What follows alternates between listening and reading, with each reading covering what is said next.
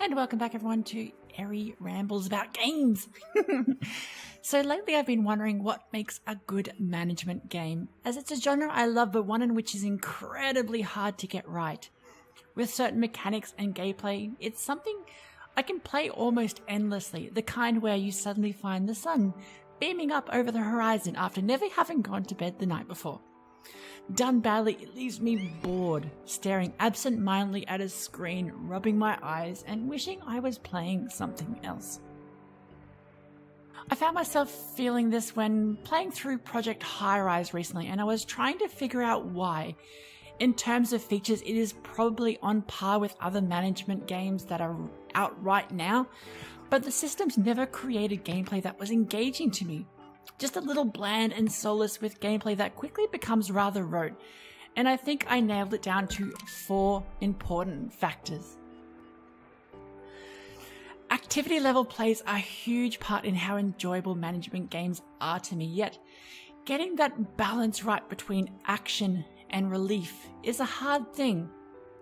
You want those moments in these games where you do get to sit back, relax, and watch the systems play out by themselves. And in part, this feels rewarding as it means you've been able to optimize the systems enough that they are working perfectly in the background. Seeing all those little minions run around, doing those little systems, watching all this stuff play out before you in a perfect sort of system, it's like creating a pocket watch with various small gears and watching them all spin perfectly in time. It's amazing. However, if a game needs constant action and maintenance to keep it running in that routine way, it becomes rather frustrating to me. And I quickly find myself burning out in those instances as I don't get those moments to relax. The constant clicking style of gameplay is something that belongs more in a mobile game, not in a management system like this.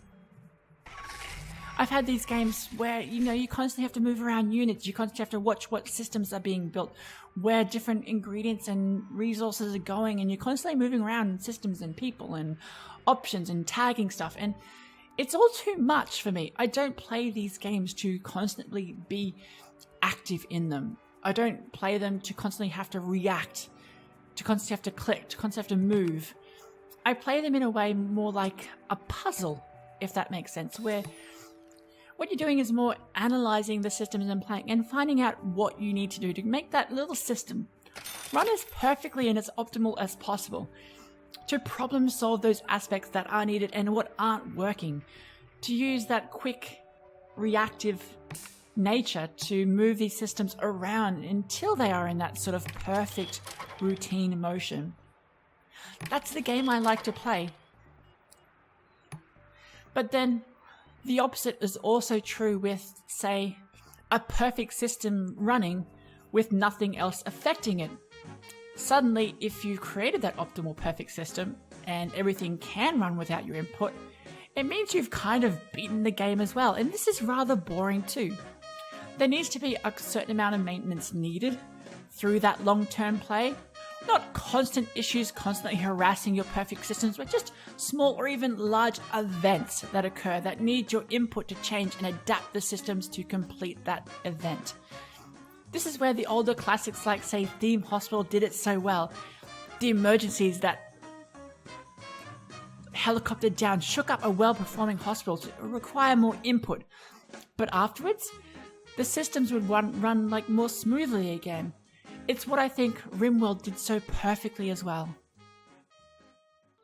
While some do relish the deep complexity of the perplexing plethora of numbers that games like Off-World Trading Company provide, for me, it creates an experience that feels far too unapproachable.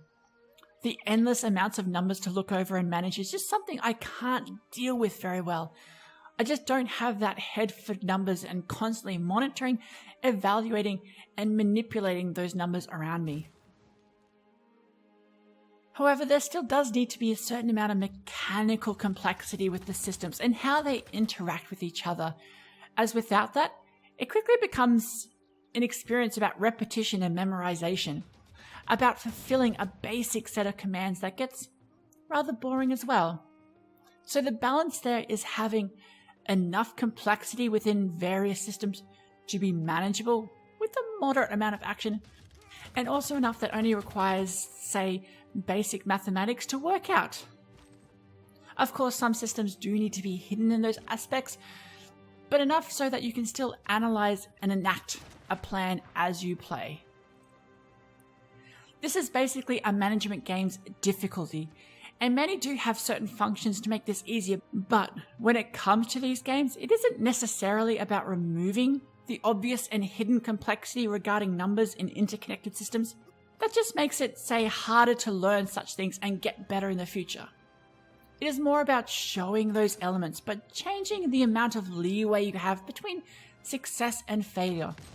How much money is gained from action, how much is lost, the amount of time needed for expansion and upgrades. It all serves to make the difficulty variable without removing the complex mechanics behind them.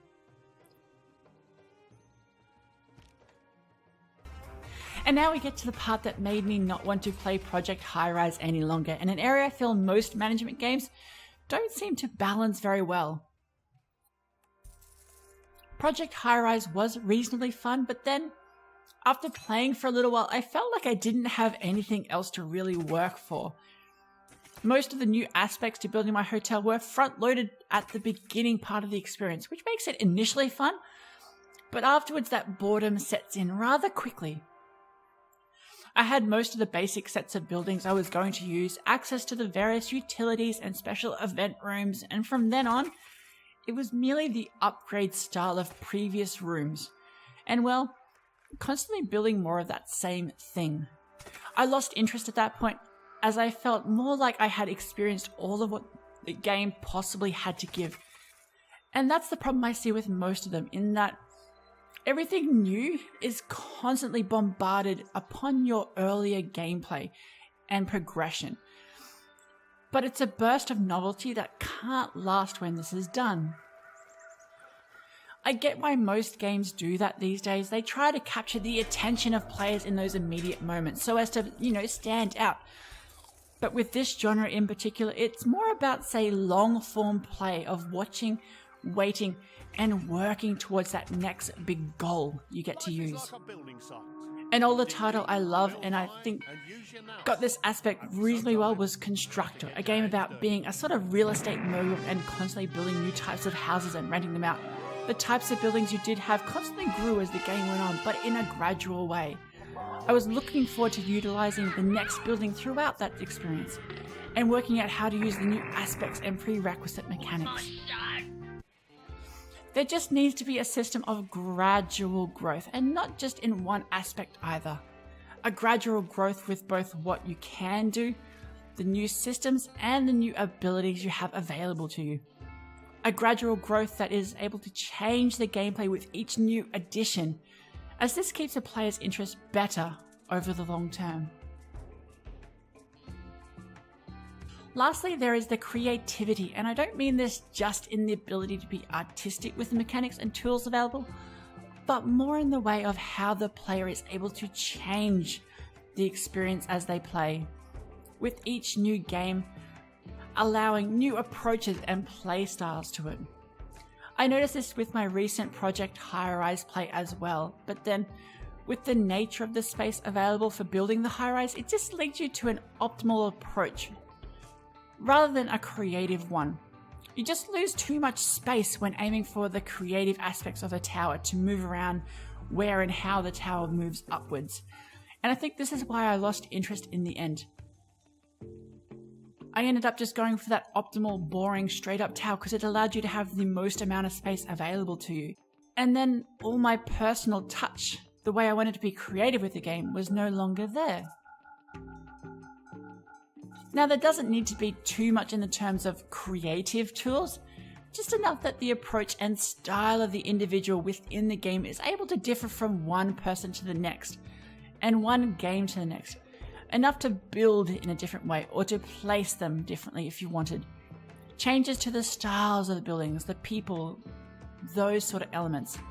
It's also nice to have a certain amount of randomization with the world you are working on, different terrain aspects to work with as you build, as this seems to change the gameplay even more so than any sort of creative tool available. It is definitely a tough balance to get right in terms of building an engaging, interesting, and complex management game that doesn't overwhelm or bore over the long term. A balance between the level of activity, the complexity, aspects of progression, and the level of creativity allowed. Project Highrise to me just wasn't quite there, which is why I didn't feel like going further with it. But there are many that do, and they create some amazing experiences that you literally lose hours to. Well, thanks for tuning in. Tell me your favorite management games and why they are your favorites below, and I will see you next time.